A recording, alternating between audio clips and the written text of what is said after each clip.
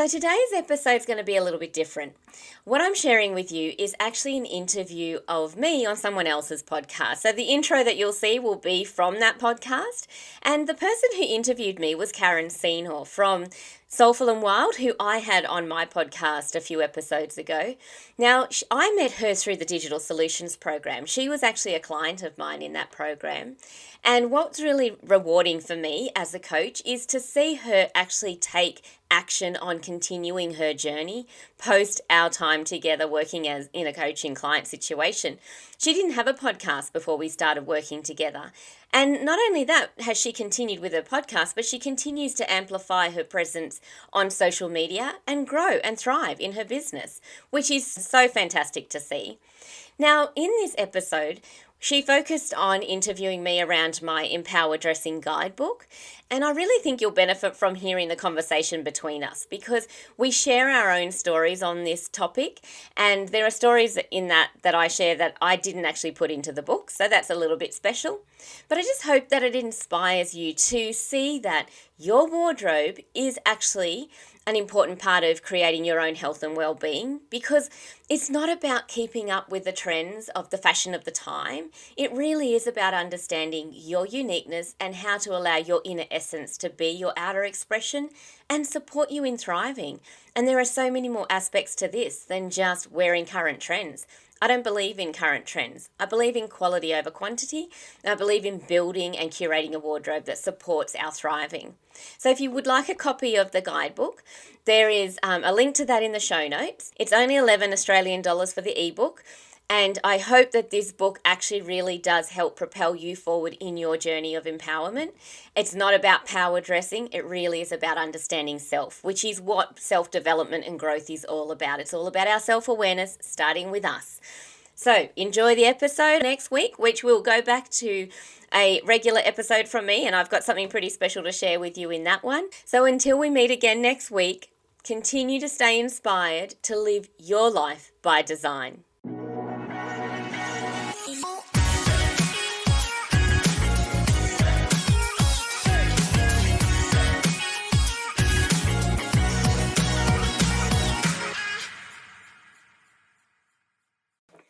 Well, welcome everybody. I have Marie-Nicole. Marie-Nicole, please say your name for me. It's Meunier.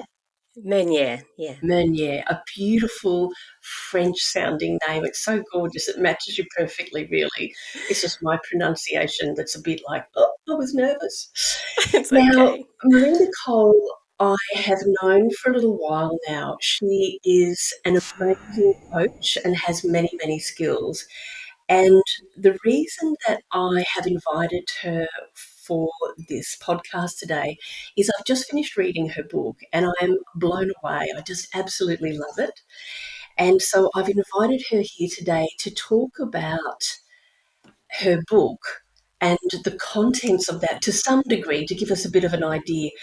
I mean, hearing your story, which I had not known, was really great. And just the whole idea of what you wear and how that matters. Tell us what you can. Okay.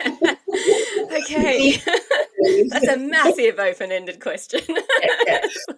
No, look, it all intertwines, and so that's where the layers of complexity over a lifetime have suddenly sorry, I hit my mic. Have suddenly meshed in together. So I have been a coach for a few years, certified officially, but have been advising people for many years. Like I've mentored people in their own business, establishing their own business.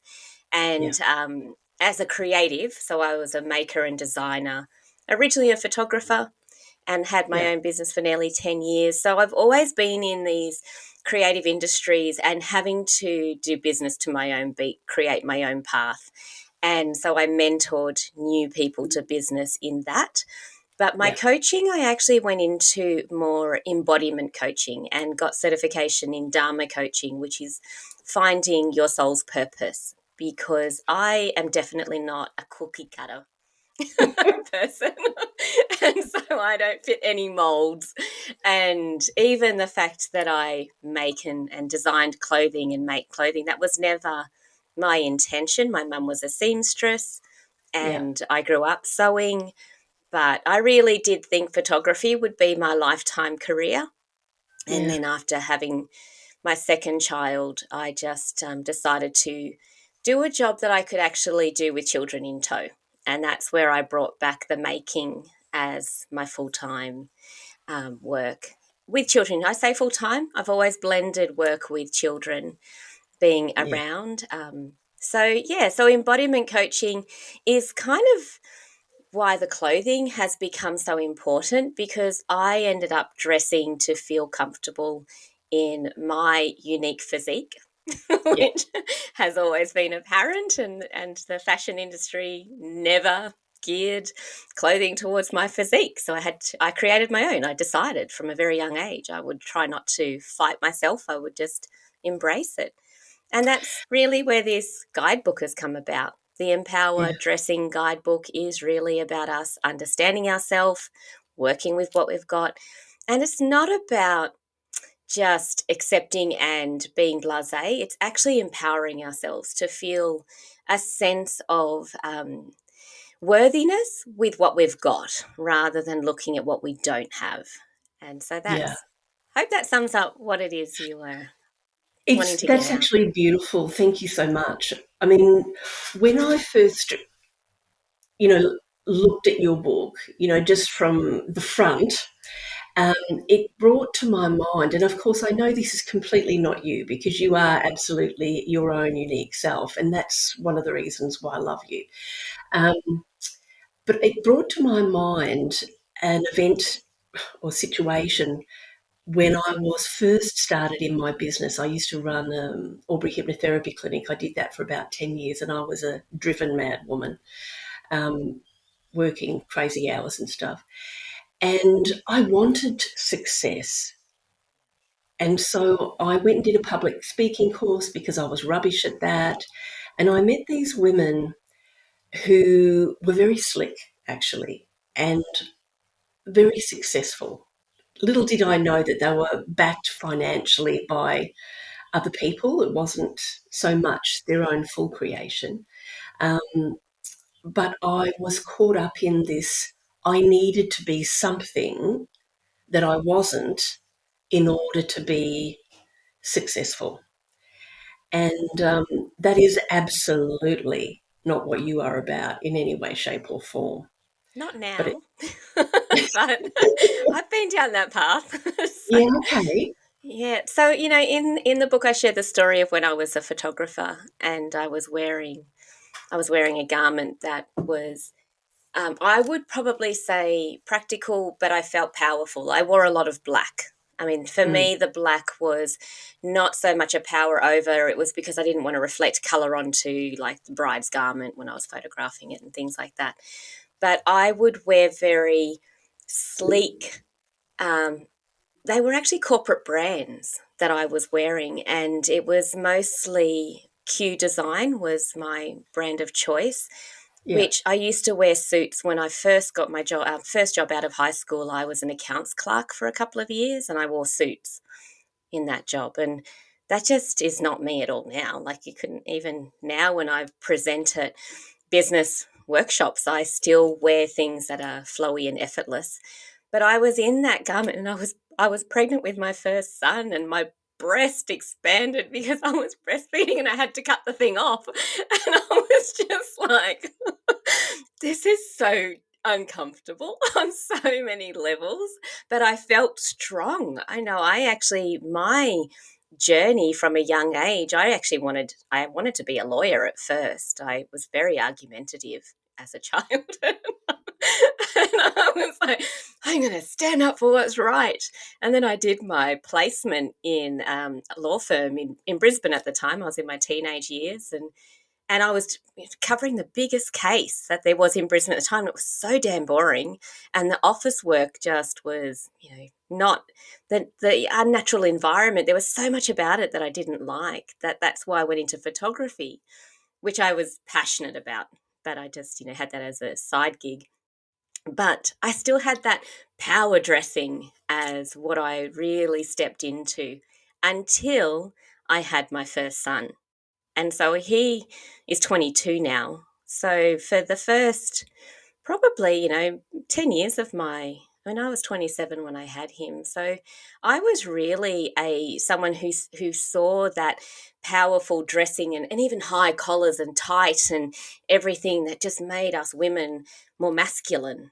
And Yeah, so I really stepped into that. And then when I had him, I started to wear softer clothing and colors and it was weird. I didn't expect that to come out. And I was like, right, what's this about? Motherhood is literally softening me in so many yeah, ways. And yeah, that's when I started to realize that I actually needed to feel comfortable and empowered, not powerful, and yeah, embrace more of the feminine side. It still took many years to break out of the masculine go getter person that I was. But yeah, now I really have softened in. I mean, I'm late 40s now. I've softened right into what actually serves rather than trying to be something I'm not. yeah. Yeah, that's exhausting. So, It is actually, it is exhausting trying to be something rather than just dropping into what we really are. yeah, Yeah. And absolutely. And that's what I love about, what you've written. It's because that just sort of almost captures it. I think, what did you say? Something about the essence. yeah, our inner essence being our outer expression is, and that has really only been in the last 2.5 years that I've connected with that. I mean, I was married for 24 years. I was in a family dynamic where, and not my husband, like we were very much an equal party in our relationship, and he was very supportive of what I do. But in terms of extended family, I was constantly having to prove myself and Mm, prove that my creative profession was worthy. And so when my marriage ended, and I was very confused by why, I really had to go within and I really had to connect back with my essence. And then I started to go back over stories over the years that from childhood, even before I was married, that I just realized were my lessons that I needed to learn so I could connect back to my inner essence and allow that to be my outer expression rather than trying to fit into molds that I just wasn't designed for. And just realizing that's my role in the collective is not to try and, I mean, I've never belonged anywhere. I'm Mauritian, born in Australia to immigrant parents who didn't speak English as their first language, who were uneducated. And I don't say that to put them down, that's just the reality of it. So we were very much a resourceful family and worked with our hands, and I was the first person in my family to go to university. So, yeah. that was a big shift. So I didn't even belong in my family. I was very different in my family. Still am. And so I just really had to contemplate why. Like, what's this journey about? Why can't I belong anywhere? And then I was born in Melbourne, lived in Brisbane, moved to Sydney, then to the country. And so everywhere I've been, I've just kind of stood out like a sore thumb. Like, there's no hiding. So I really held on to the Dr. Seuss saying of why fit in when you were born to stand out? That really, yeah, I started latching onto that maybe 15 years ago and started to let go of the fact, especially living here in the country. It's like, I'm not meant to be like everyone else. And I actually am meant to probably give other people permission to be themselves, whatever that looks like. Not for them to be like me. That's not what I'm here to convince people of.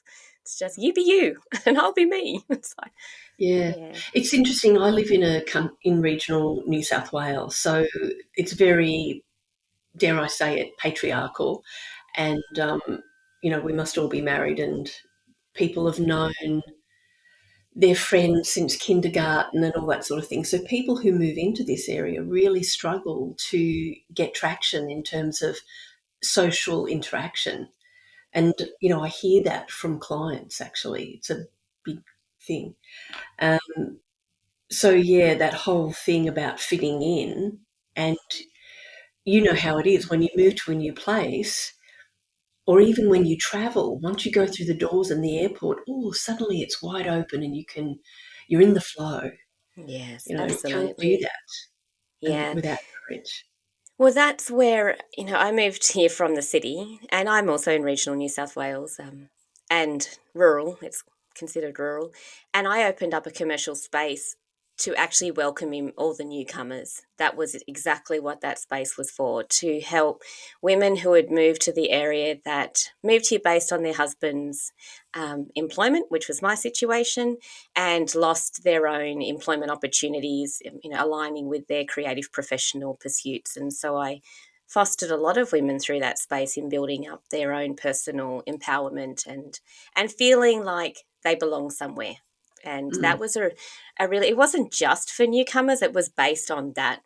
But I had a lot of people who had been living in the area for 30, 40 years that then came in and said it gave them permission to feel like it's okay to be who they are, rather than, for 40 years thinking they needed to fit into the culture of the space. And it's not to knock the culture, it's just the no, acceptance of we all have our unique thread to add to the collective tapestry. We're not meant to be the same. Like, yeah, I that's like right. to use the analogy of in wild nature, like the bird who collects a seed and drops a seed is not the one that pollinates the flower. So, we all have our part to play in what we need as a collective. So rather than judging each other, let's embrace the difference and Yeah, run with that. exactly, exactly. Um, I was fascinated in your. Sorry, is it okay if I bounce over to Yeah.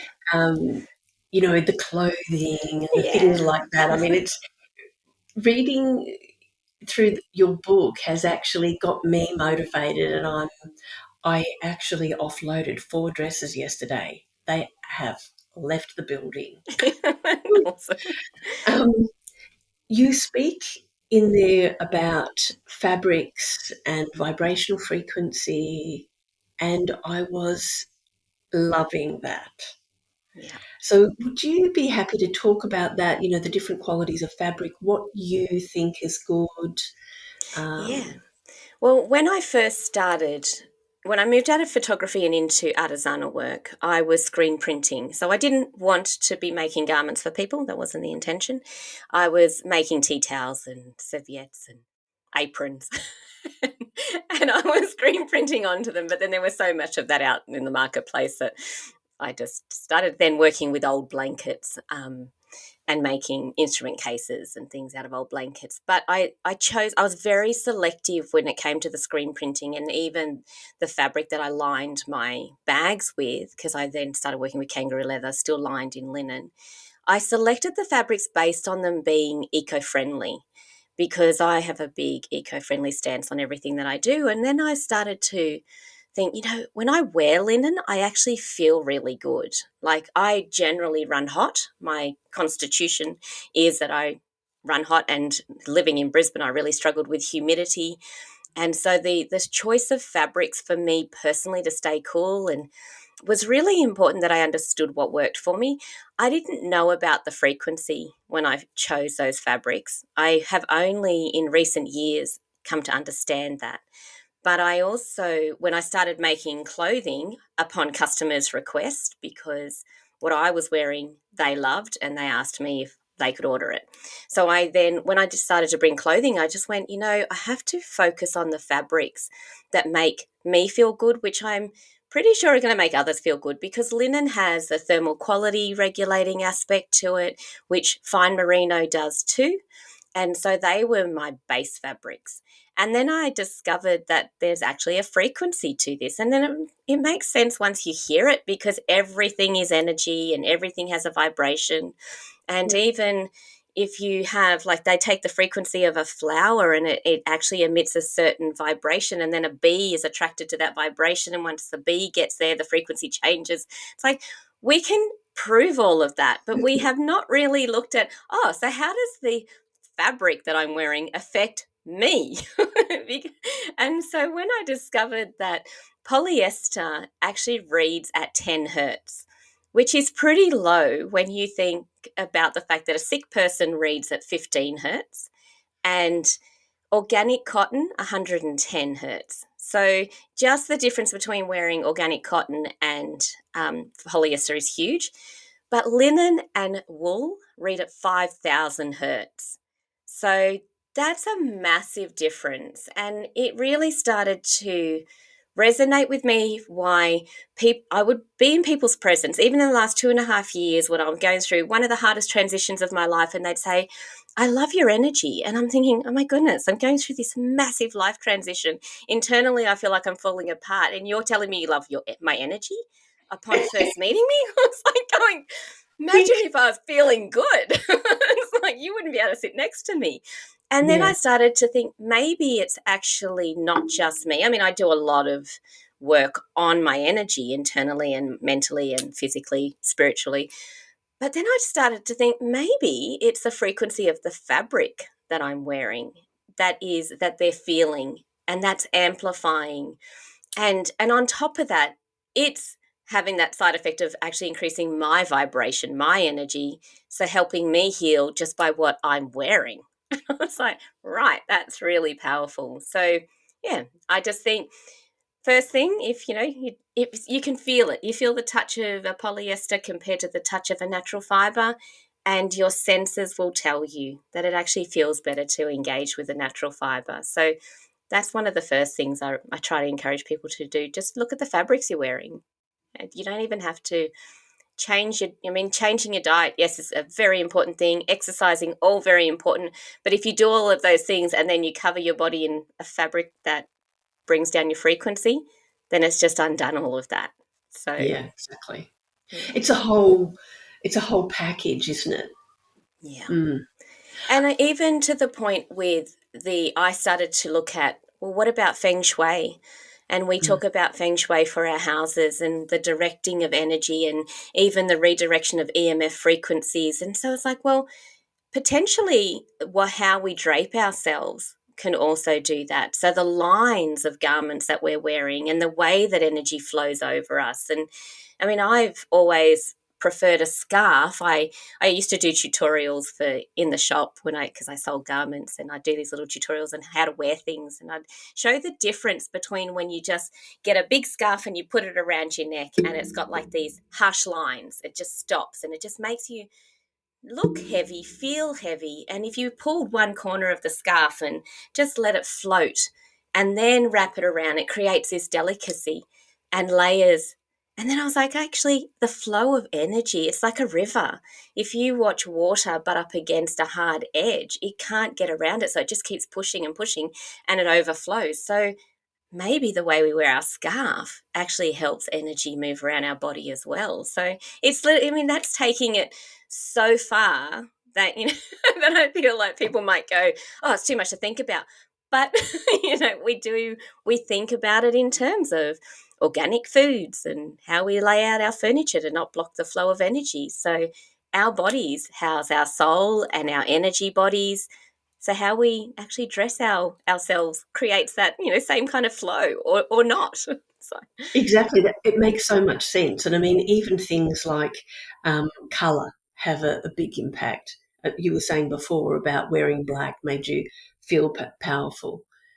Um, I still wear black. I mean, I've got a black hat on, and you can't see, but I've got black harem pants on at the moment. But it's mm, just, and some days I actually find the cycles of the moon. I also find when it's around a new moon, I have a tendency to wear an indigo and a black, but I still end up softening it a little bit with a flax or a cream top with that.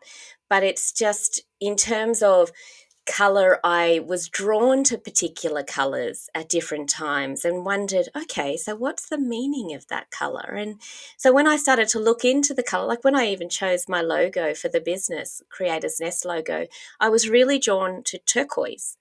And I was like, not that turquoise was related to a particular chakra system, which the other colors I include in the book talk about the chakra system, but it's that whole symbolism of wisdom, tranquility, protection, and good fortune and loyalty. And I was like, that actually is what Creators Nest is about. It's about fostering all of that. So, there are days where I feel like my identity is shaken by an experience and I'm drawn to a yellow top. and that has to do with our solar plexus. So it's like, maybe the days that today I'm wearing orange, not because I'm trying to purge toxic energy, but it is.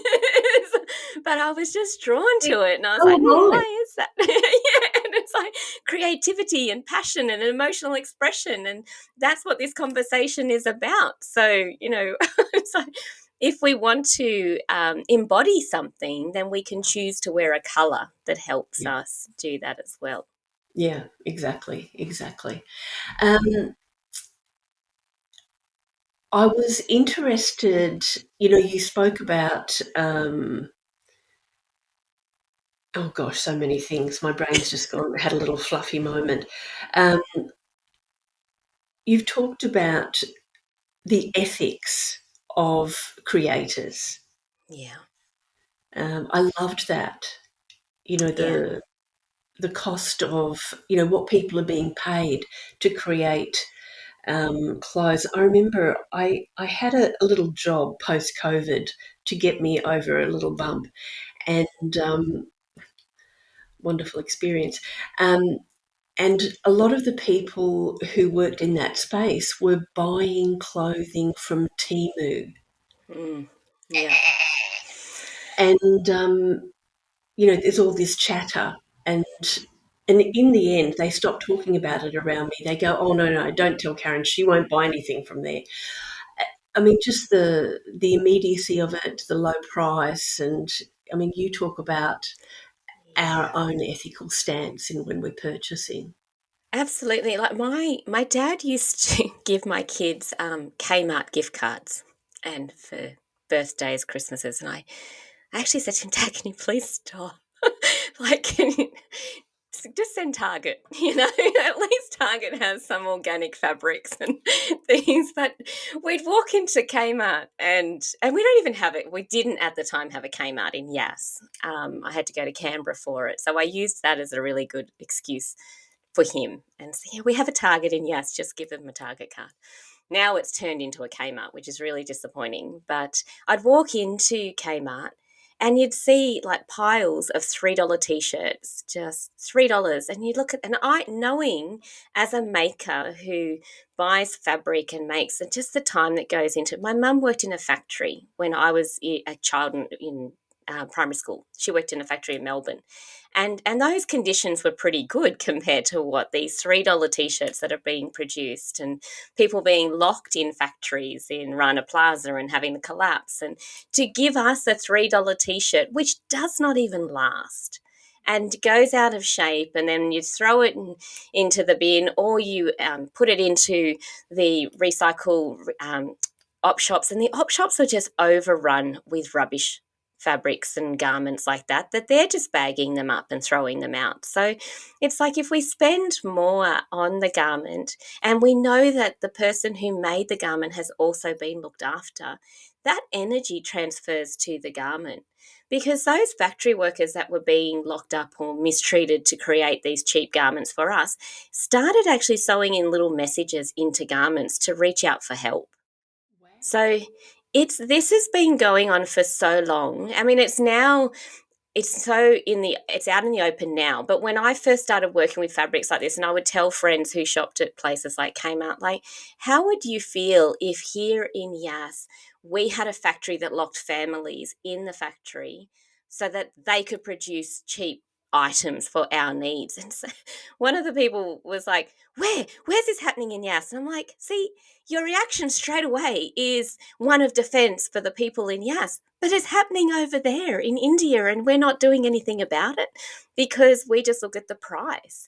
And at first, for me, it started with jeans, because when I was doing my research on fabric, and I learned that there was satellite imagery of the runoff of the dye into the waterways of these communities that were producing jeans cheaply for us, but they were so toxic that the farmers, even growing the crop, was getting sick and committing suicide. And then you could see the runoff of the actual production, just this blue sea around these communities. And it's like, someone's paying for it. So instead of us going, oh, well, it's a cheap price and I can get more, why don't we go, actually, why is it a cheap price? who's actually missing out? So I, in the book, include brand recommendations, and one of the recommendations is for a denim company that pays, and there's a lot of companies doing this now, but it was one of the first to really look at the living wage. And the living wage is not just based on paying people enough to get by, because in these communities they often look after their families as well. They've got elderly parents that live with them and children to care for, and not everyone can work, so they pay enough to cover the cost of the family, not just the individual. They empower the individual to run the factories.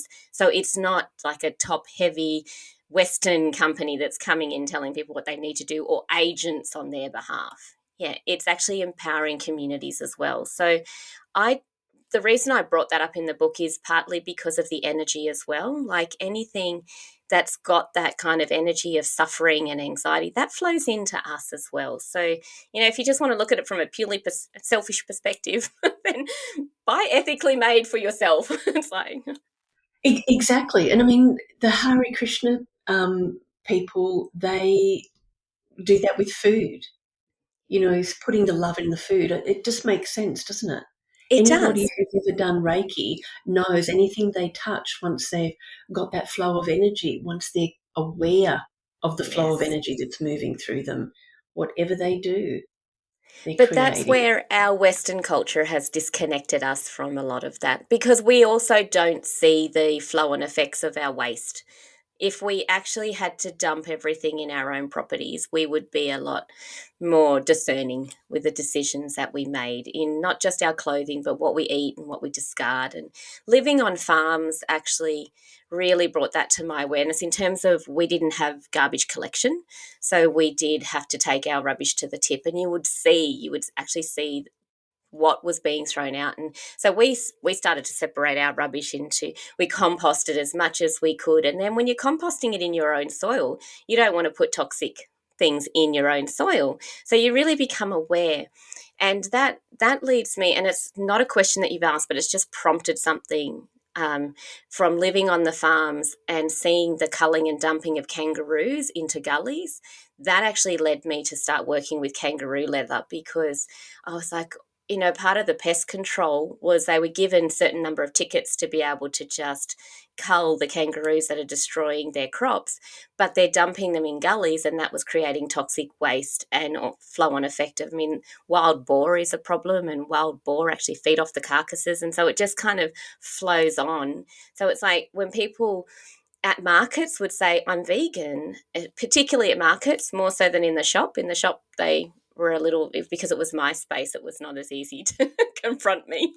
I still have people that did, but in the markets, I used to get it a lot. And I would say, well, that polyurethane replacement that you're using as pleather instead of leather, like that's petroleum based. So, and that will never break down. So let's really look at this from a holistic perspective of maybe we should go back to a hunter gatherer kind of lifestyle, and we would be a lot more respectful. But Well, yeah, it's very permaculture, isn't it? I mean, the cycle. That's yes. beautiful, I think. I love that you've actually explained why you went into the kangaroo leather. That's gorgeous.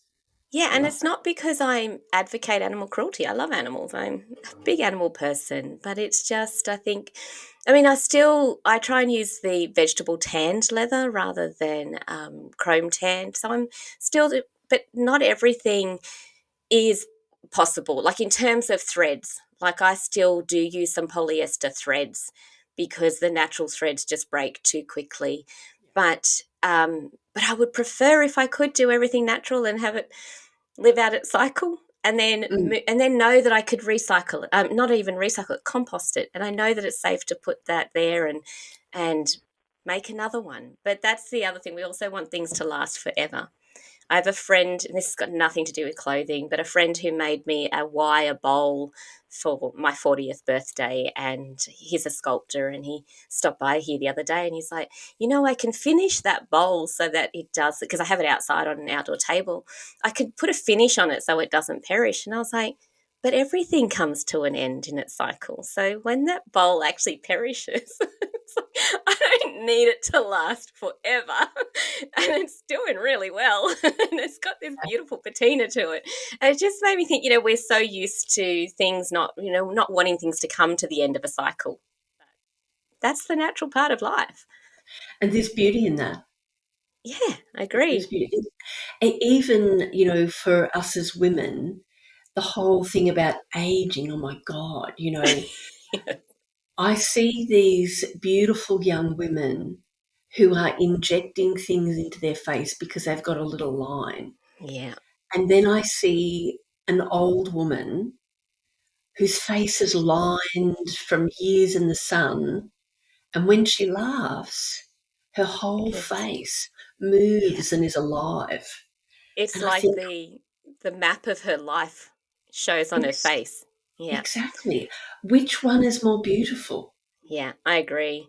And people, I'm sure, I mean, I've been asked what my skincare regime is because I turn 50 next year and I still don't really have wrinkles, and it's not because I do anything to prevent it. I've never tried to prevent aging. You can't see my grey hairs, but I do have them and I'm quite happy to.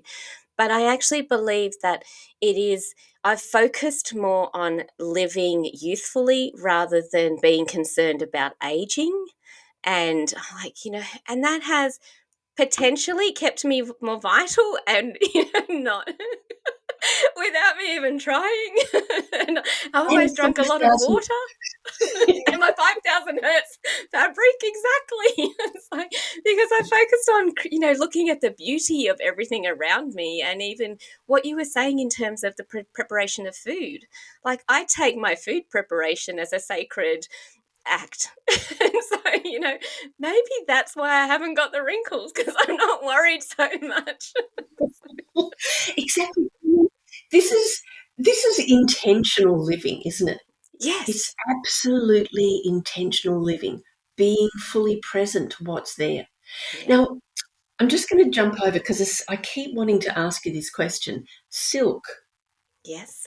Now, can you tell me, is this a good fabric or not? I have looked into it, and I can't say I can retain the information that I have found on it.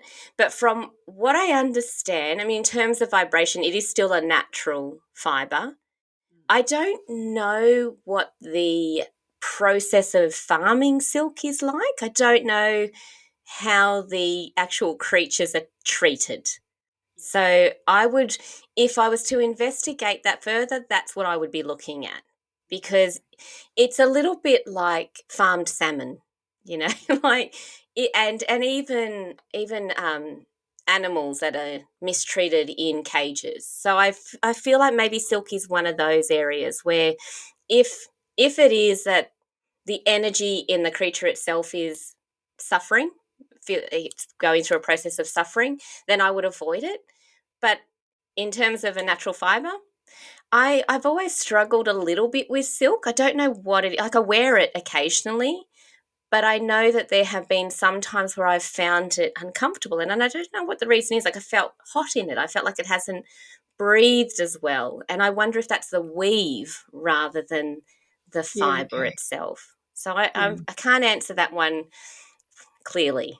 Yeah, Yeah, it's only that's an okay. And assumption. look, it's just, I mean, I've just dumped that in on you, but it's just gone round in my mind a couple of times, and I thought, oh, I'll just ask you Yeah, because I noticed that you didn't mention it, and I suppose I thought, given that it's a natural one, but interesting to think about, those little worms and how little they're worms. treated. Yeah, I know, and and that's worms are important. I love worms. I've got the worms in other my. thing I didn't put in there is bamboo. Did I? I don't think I included it. No. And Oh, I think you mention it. yeah, so when I first really researched fabric, I did that. It would be my second son just turned 17, and he was a baby when I started researching fabric. So at the time, I chose not to work with bamboo because the research I discovered was they use such heavy chemicals to break down the fiber to get it to a point where they can create fabric, that the chemicals then get transferred through the fabric. So even though it's a sustainable material to grow, the production is not to turn it into fabric. And in recent years, I actually started using bamboo, like buying products that were made out of bamboo, and only because Jane Goodall was the face of a brand. And I was like, Jane Goodall, if she's behind that, surely then she would know that there's the processes maybe changed. But only recently I've heard that the chemical part is still a big part of it. And so I'm like, oh, I need to go back and research that again and see what the modern day version of creating bamboo fabric is, because yeah, I mean it gets so complicated, and that's why I've only included in the book what I actually know, what I've Yeah, worked with, what I understand. And yeah, silk and bamboo are two. I mean, I didn't put hemp in there either, and not because I believe the production of hemp and into fabric is fine, but again, 16 and a half years ago, when I looked into hemp, the production of hemp into fabric, I didn't like the finishes. They yeah, were a bit rough and rugged for my screen printing, whereas linen had this beautiful range of lightweight, easy to screen print, and then more slubby, heavier, open weave, natural. So there was just a broader range in the offering of linen. But I yeah, do now, I have used hemp in more recent years because they have started to refine the processes of creating a broader range of finishes. yeah. Yeah, It's so important, isn't it? I mean, we don't think about, I'm speaking generally, the general population does not think, oh, it's natural, therefore it's good. But that yes, what goes into the earth, I mean, that's where we grow our food. That's yeah, what we are relying on for long term life, for our children, our grandchildren, the continuation. exactly. Wow. I look at the weather right now, what's happening in the world weather wise, and I go, well, we have been asking for it, you know. Yes. And that's the thing, is that, the earth will continue. It'll eject us. It'll just go, you humans are not good for my rock. So Oh, moving no. on to the next species. I got rid of the dinosaurs for a reason. So, Yeah, so in the end it's ourselves that we're working against. yeah, that's right. It's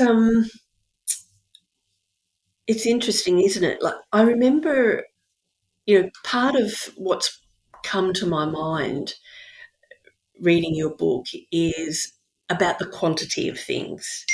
Now, I live in a very small house. Apparently, it's smaller than my brother's garage. Well, his garage is too big then, isn't it? It's It is actually. He has way too many toys. But like- so when I moved here, I offloaded a lot of things, and I'd actually started to change some of the things I bought because I knew that I was going into a place where I'd have little space for clothing. And so 7 handbags was actually out of the question. So I offloaded those. And I started to look at things like minimalism. And what's that Japanese lady's name? I can't remember her name now. It doesn't matter. Oh, Marie You know, sh Kondo. yes, yes. Looking at all the things. So, and I loved the title of your chapter. Cull and curate your wardrobe. I thought that was super cool, and I thought I'm curating. I felt very artistic. Well, that's our life. We are creators. That is, even people who don't think they are creative, they are creating something in Yeah, whatever, even as an engineer. So the whole curate your wardrobe is, again, that inner essence being your outer expression, because I say we are our own walking billboard. We actually promote what we believe in, and we don't even have to open our mouth when we walk into a room, and people can look at us and they can see. If you're wearing Kathmandu only, people are going to know you're an adventurer. So you don't have to say, this is what I believe in. And if what you are wearing doesn't align with what you believe in, then that's a bit of a problem, right? And I was watching a documentary where and it was a beautiful documentary, but one of the ladies they were interviewing was, I think she was a scientist, but she was wearing a jacket which I'm sure was polyester and had down in it that actually wasn't ethically sourced. Because the way that they get down for some of those jackets is it's quite torturous for the ducks. And so you really want a down jacket that has been harvested with consideration for the bird, not a bird that's plucked live, you know. So a lot of that cheap production stuff has that energy in it. So it's considering that, you know, what we wear is actually a part of our message to the world. And so that's where the color and curate is what is essential for me to live the lifestyle that I want to live and to move through my days in a way that is effortless and practical. Like I lived on farms. They used to laugh at me on farms wearing my flowy linens, but I would layer my clothing. So I have a pair of jeans, a singlet, and then I have an overlay of a flowy garment. And if I have to climb over something, I take my overlay off and I climb over it. I mean, I drive a ute. I'm constantly in and out of the back of the ute. I set up a tent and you know, and I hike. and I just take off the flowy things that'll get caught on fences or trees and do what I have to, and then I put it back on. It's like, Yeah, you know, so that's where curating your wardrobe in a way that aligns with your lifestyle, represents your ethos, and actually makes you feel good. That's what I'm trying to encourage people to do. yeah. It's wonderful. It's wonderful. Wow. I mean, you've got your own very unique style,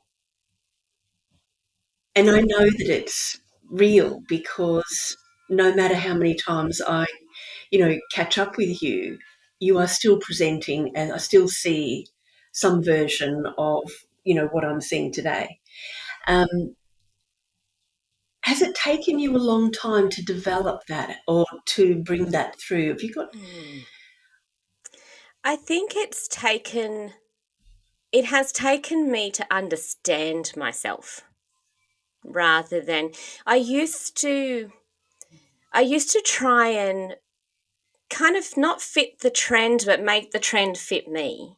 So I Yeah, was very much aware of what the trends were. And even that in itself, I found to be frustrating because trends are often short lived. And so I used to have a friend who every season would redo her whole wardrobe and she'd create a capsule wardrobe every season. And for me, that's exhausting. So yeah, I would it's like, well, rather than trying to have a wardrobe for the season or a wardrobe for the year, what if I try and build a timeless, effortless wardrobe that I know aligns with who I am? And so that's why it's actually easy for me to get ready in the morning. I intuitively dress most mornings. I just open up my wardrobe and go, what colors? And I know they all layer well, and I it doesn't take a lot of I don't need to try the whole outfit on and go, does this work together? I've already worked that out at the foundation level. And so yeah, yes, it's taken many years to work out what that means for me, what shapes, what cuts. If you saw me on a daily basis at the moment, I am almost every day wearing one of these singlets. I have them in several colors that I have made because I can wear this singlet with whatever bottom and I know it's going to work. And sometimes I tuck it in, sometimes I have it out, sometimes I have it covered, and it's just easy. So it might look like I take a long time to get ready, but I don't. Because it's that sounds good. yeah, because I couldn't be bothered spending all that time trying to work out what to wear in the morning, spending an hour trying to decide whether or not something actually suits. And of course, at time of cycle, we have our body feels different. So you just know, well, that outfit's going to work whether or not I'm on my cycle or not. It's just as what pants I put with it or what skirt I put with it. So it has taken a long time in terms of that, but what actually I found harder was the period of time that I went through where I decided I wasn't going to buy anything new and I was just going to buy secondhand only. That was Yeah, really challenging because nothing in the fashion industry was really made for my physique. So yeah, to only buy secondhand, I was constantly readjusting garments. I was recutting necklines, sleeve lengths, and I was like, and that was so I was buying them cheaply, but I was spending a lot of time. And yeah, when I say buying them cheaply, I would go to designer op shops as well and buy there. So I knew that the quality was still higher.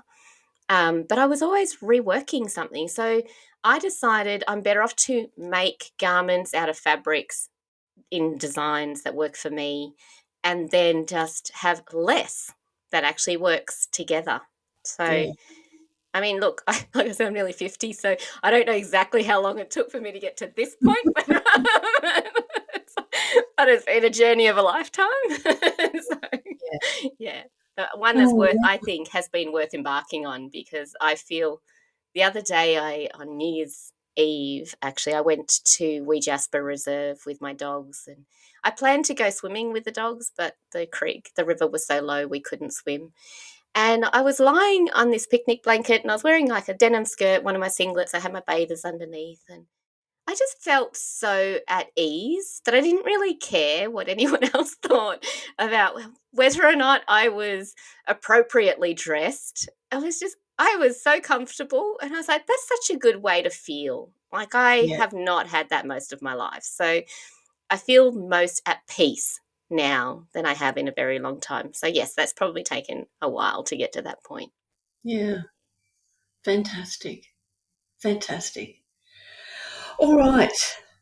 Is there anything else we need to talk about The that I have only missed? thing that you probably haven't asked on, which you had said in a previous conversation you enjoyed talking about, and that was jewelry. Oh my God, yes. Yes, thank you for mentioning that. Oh, I want to hear from you first, though. What is it about the jewelry that, yeah, what did it spark in you? oh, what does it spark in me? Well, my my jewelry reminds me of things.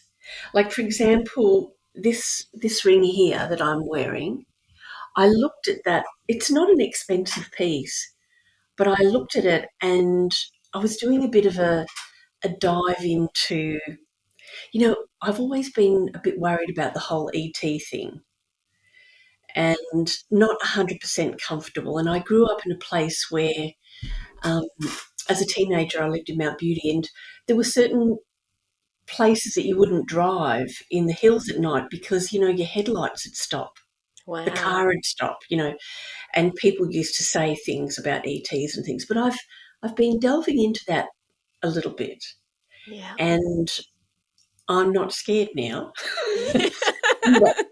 Awesome.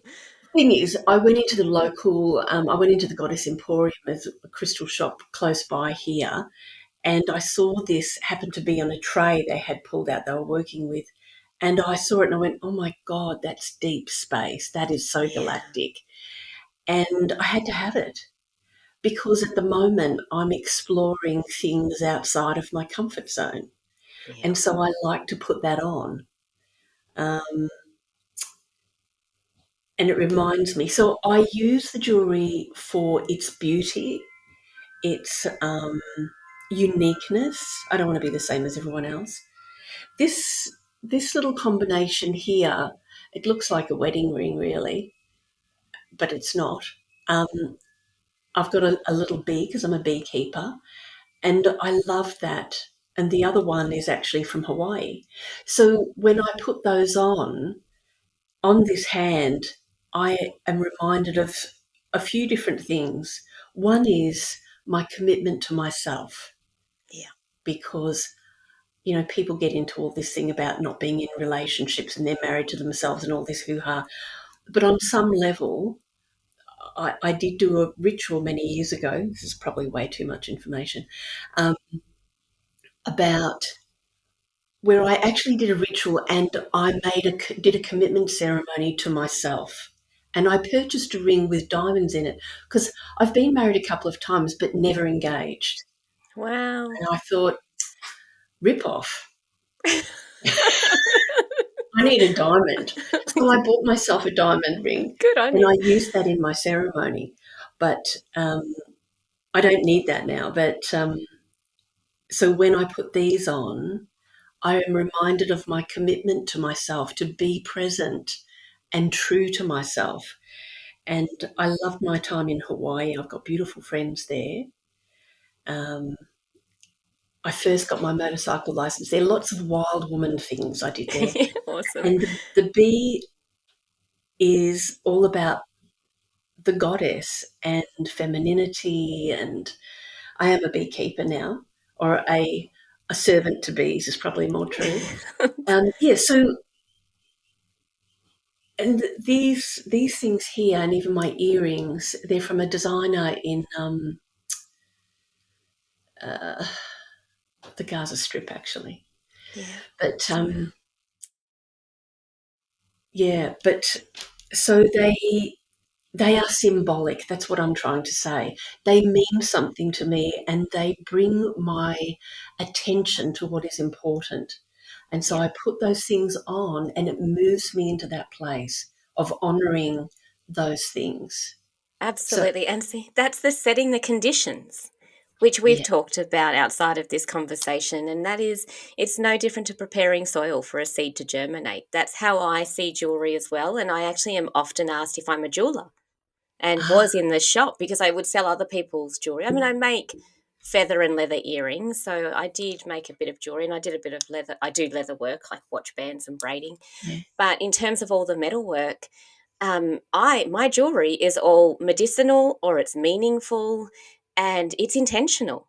Going back to that whole intentional living, even jewelry has its purpose. And in a session we had together the other week, I was telling you about my snake ring and how when my marriage ended, 24 years of one identity, I decided I needed to wear a ring that helped shed the layers that no longer served, and I wore a snake ring, and then I took that off and I put a ring on which actually represents my past and present are always connected. I am not trying to shed my past. I'm carrying that with me forward.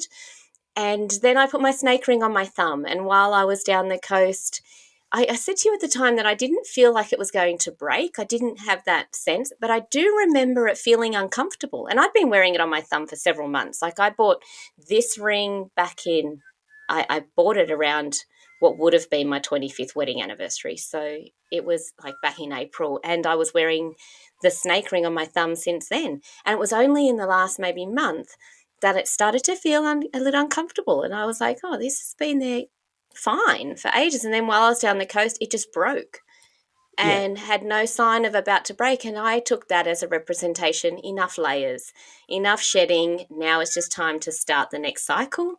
And so, perfect. it's all, I just agree with you that jewelry really is a representation. It can be, not for everyone, but I No, use it that way.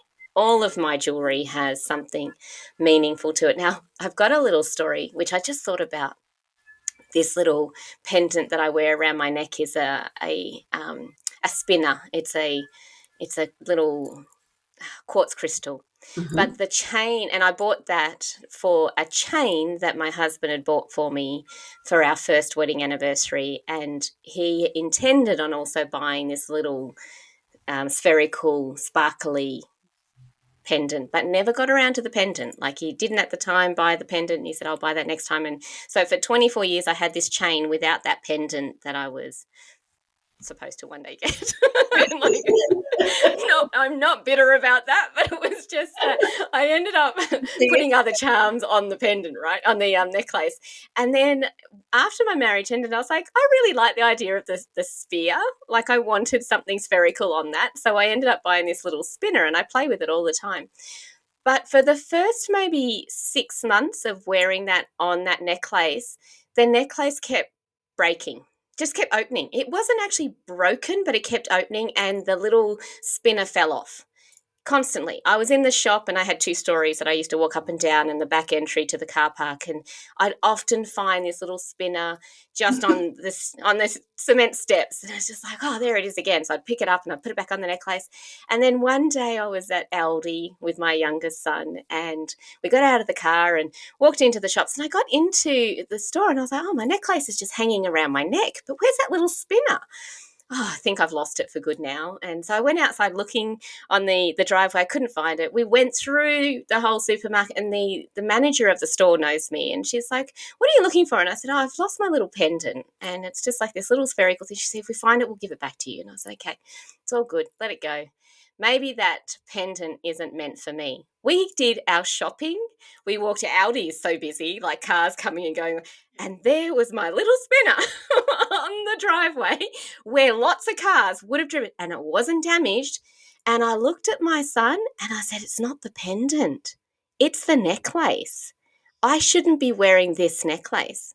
So we went, and I still get the shivers thinking about it. It was so powerful because that had opened up so many times, that necklace. And I went to the jeweler, who I know quite well too, because I do love jewelry.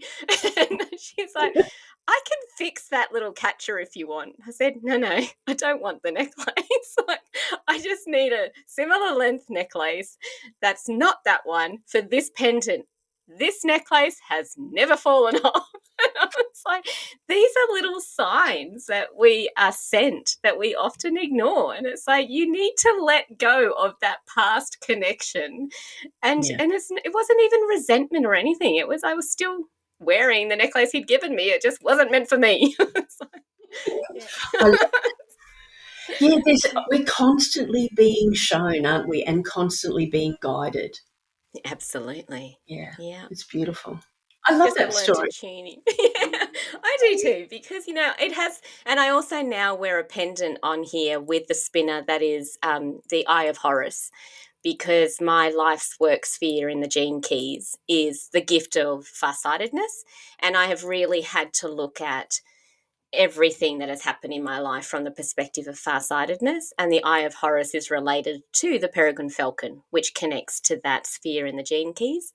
And so, and the peregrine falcon, again, this is a little eagle, but I do have feathers from a peregrine falcon that I also worked with and made a hair piece out of. Again, for that, connecting to the energy of these things, that it's intentional. All my jewelry is intentional. That's the whole little eagle feathers on my earrings. I mean, that was a roadkill that I picked up. And that day I was actually hanging out washing, and there were two little eagles circling over the clothesline, and we went out to the highway, and there was a freshly hit little eagle. And I said to my son, like, I wonder if that's one of the ones that I was just connecting with while I was hanging the washing. So we brought it back home, and a few days later we were driving out again, and there was another bird on the side of the road that I made him, because it was on the passenger side. I said, oh, is that a kookaburra? And he's like, oh, I don't know, let's pull over and have a look. Yes, that looks like a falcon. And that was a peregrine falcon. So I was like, Wow. right. We took it back home and I put it in a container, and I'll tend to that later. I said, it's such a shame it wasn't a kookaburra. I've never had a kookaburra. And he's like, oh, Mum. And I was like, I was kind of hoping it was a kookaburra. So we went into town, did what we needed to, and we were driving back on the other side of the highway, turning off into our street, into the main road that comes to our street. And there on the side of the road was a kookaburra. And I was like, look at that, there's a kookaburra. And he's like, oh, Mum, now you're actually manifesting dead birds. And I was like, the universe is gifting them to me because they know that I have so much respect. And so I ended up making a hairpiece with the peregrine falcon and the kookaburra. And I was like, You yeah. must have needed that medicine, hey? For them I haven't had dead birds since just fall into my lap like that. But I did the dream arc, which is all about connecting into right brain intuition and connecting to the wild, animal kingdom. And so these animals have a lot of meaning to me because they send me messages that I need at the time. And so including that in my jewelry is a part of that. It's yeah, reminding me of strength when I need it, or farsightedness, or whatever it is. So yeah. yeah. I don't Oh, even think I included those stories in the book, but no. yeah. Well, we've got something extra special. Yes. Well, about the book. Now, if somebody wants to get a copy, where do they go? It's through my website. So it is an ebook at the moment. I have the consideration of turning it into a little guidebook, or an actual paper copy that you can keep in your bag, because in the book I also have little recommendations of what to consider when you're making a purchase. Yeah, And also the measurement card if you want to get things made for you by a sewer. I've even recommended, like, you could reach out to a fabric store that sells ethical fabrics or remnant fabrics, and get a sewer to make garments for you if you don't sew yourself. So I used to do that through my store. So that's why the measurement card was put in there. I used to give my customer, like, take all their measurements, keep it on file, and then they could order from afar. So on the website, I'll give you a link to include if you Yeah, like to put great. that in Thank your show notes. Yeah, yeah. It's Do you want to just say the name of the website for the recording yeah. note? So it's creatorsnest.com.au. Creators being, and it's no apostrophes, it's all one word, creatorsnest.com.au. Thank you for Yeah. that. All right. We've probably talked our little toes off, I'd say. Yes. So, can I just say thank you so much for your time today? It's been really, really great chatting with you, and I love the stories. It's super cool. And yeah, Yeah, thank you thank so you. much for It's your time. such a pleasure. It's clearly something I'm passionate about, so more than happy to talk about it. Beautiful, beautiful. All Yeah, right, I reckon thank we'll you. end up chatting again one of these days, not too distant future. So, ciao for Absolutely. now. Yes, thank you. Bye.